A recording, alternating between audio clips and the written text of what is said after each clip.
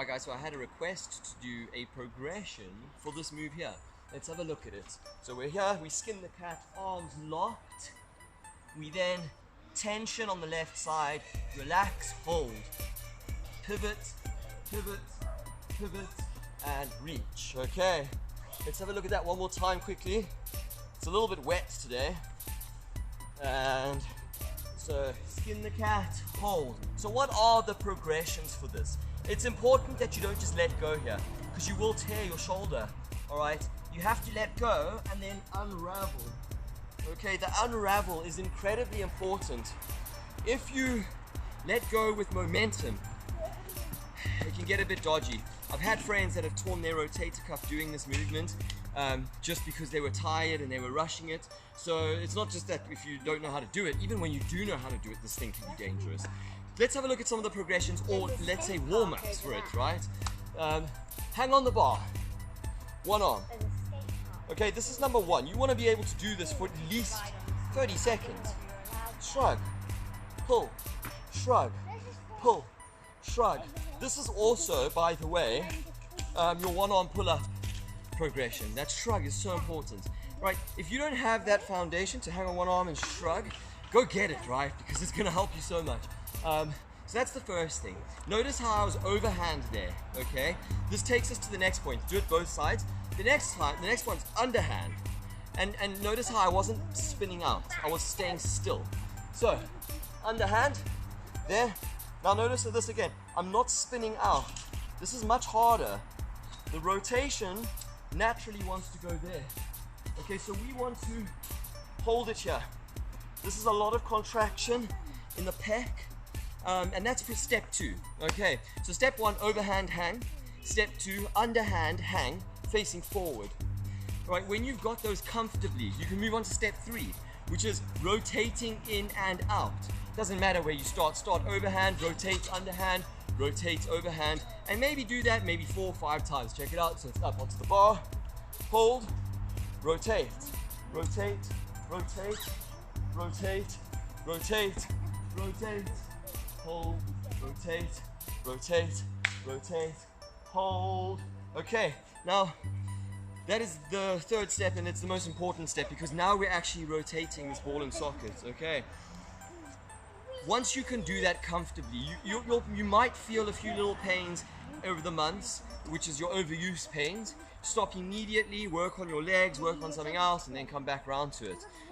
But you will eventually be really, really comfortable hanging on one arm and rotating and holding each end, alright? And when you are, you're going to naturally want to move on to the next step. Okay, which is, by the way, you should all be able to do a skin the cat before you do this. And this is a skin the cat. Lock the arms, lift, pull through. You can cross your legs if you want, or keep them uncrossed. If you uncross them, it's a lot more core activation. Doesn't matter, they both skin the cats. So that's the prerequisite for this. Then you've rotated, you started with progression 1, progression 2, progression 3, which is the rotation. Alright guys, now we get to step 4. This is where it gets fun. You should spend a few weeks with these rotations. If you've never rotated on your weight, then you need a few weeks to let the muscle fibers build up, okay? And to the neural pathways too, more importantly. Then, when you let go, at least your brain and your body are sort of in sync with that, with the unraveling, okay? Now, what we want to do is you want to develop the strength to get as far around as possible on one arm.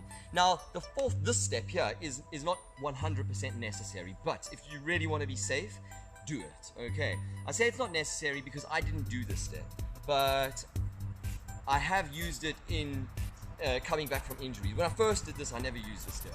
Let's have a look at it quickly. We're here. We let go. Now, we got to rotate. There, there, there. Okay. So basically what I'm doing is I'm basically getting all the way around into the position that I'm in when I let go of the hand. Okay, if you can get into it, you can get out of it. So you've been spending weeks doing the rotations. Now, you just rotate a little bit more. Let's have a look at that one more time. I'll do the other hand. So start overhand. Okay? We rotate, we rotate, we rotate, we rotate, we start pulling. Okay, and then back around. It's important actually to go back the other way again once you're in, because that's the way you unravel. Okay, now the brain is ready, and not just that, you've actually done the process with your body weight up. This is gold, guys. If you can get to that step, you're not going to feel worried about letting go. You're going to feel at home on this bar. You're going to be familiar with the process, and that's your cue, okay, to then actually go for it. Now's the last important part of this, is not to let go in a hurry, but to sort of connect with this side while you let go with this side, okay? It's a neural thing. So up here, through, down. Okay, now, what do I mean by that? Well, I can be relaxed like that, or I can be contracted, okay? Have it contracted on one side. There, squeezing the elbow towards the back of the armpit. Then, slowly let go. Now you're in position, slowly unravel and reach. One more time, up, through, engage, pulling the bicep against the armpit, pec engage, relax, let go, and up. All right, and that's it. If you follow those steps, it's a natural progression for the brain and the body, and then you shouldn't get injured. Now, there's no guarantee. Injuries are actually a good thing, because that's where you learn, all right, and you get character from them. So, guys, if you have any questions on this, or if you'd like to send me clips so I can review them and give you feedback, feel free to do it, okay? Until next time, peace out.